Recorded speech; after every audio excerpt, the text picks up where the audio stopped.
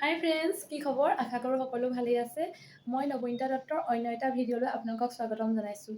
এইবাৰ পূজাত আমি গোলাঘাটলৈ গৈছিলোঁ। গোলাঘাটৰ ক'ত ক'ত পূজা চালোঁ আপোনালোকে চাওকচোন ভিডিঅ'টোত।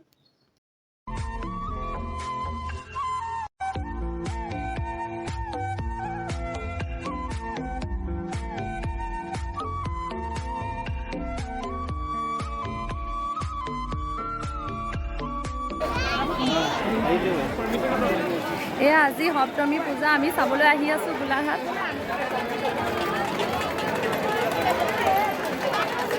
চাওক ৰাইজ, কিমান ভিৰ আজিয়ে মানুহ।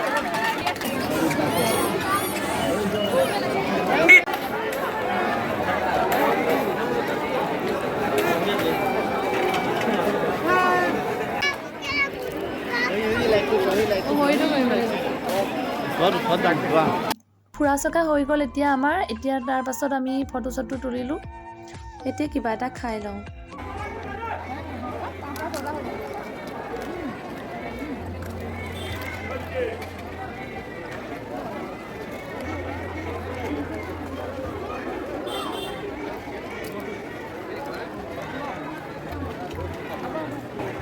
তাৰ পিছদিনা মানে অষ্টমীৰ দিনা আকৌ পূজা চাবলৈ আমি ওলাইছোঁ।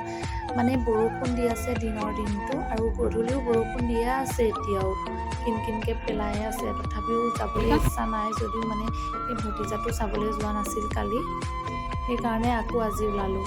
ডাঙৰ বৌ, আমাৰ মাজু বৌ, ভতিজা, মোৰ ছোৱালীজনী, মানুহজন আহিছোঁ আৰু এয়া গাড়ীত ফূৰ্তি কৰি গৈ আছে। পূজা মণ্ডপৰ ওচৰতে সাংস্কৃতিক প্ৰগ্ৰেম এটা হৈ আছিল। তাতে অলপ সময় আমি ৰ'লোঁ।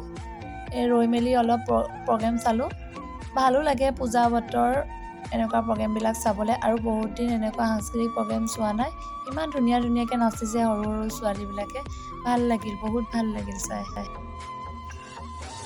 নৱমী পূজা চাবলৈ বুলি আকৌ আহিলোঁ আজি বৌহঁতক লৈ পূজা চাবলৈ টাউনলৈ।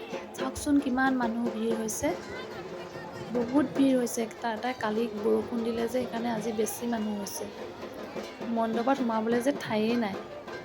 বিশেষকৈ সৰু ল'ৰা ছোৱালী লৈ আহিবলৈ বহুত কষ্ট হয়। সিহঁতেতো কোচত উঠি থাকে, খোজকাঢ়ি যাবলৈ। তাৰ মাজতে আমি গোটেইকেইটাই ফটো এখন তুলি থলোঁ। আৰু তাতে পৰিয়ালৰ লগত পূজা চোৱাৰ মজাই বেলেগ। আৰু বিশেষকৈ মই এইবাৰ প্ৰথম পূজা চাইছোঁ গোলাঘাটত। বিয়া হোৱাৰ পাছত এইবাৰ 7 বছৰৰ মূৰত পূজা চাইছোঁ। আৰু তাৰ ওচৰতে কিবা প্ৰগ্ৰেম হৈ আছিল, তাতো বহুত মানুহ ভিৰ হৈছে। সেইবিলাক চাই মেলি আৰু আমি ঘৰলৈ উভতিলোঁ। যদিহে মোৰ ভিডিঅ'টো চাই ভাল লাগিলে তেন্তে লাইক কমেণ্ট কৰিব আৰু চেনেলটো ছাবস্ক্ৰাইব কৰিবলৈ নাপাহৰিব। আজিলৈ বাই বাই।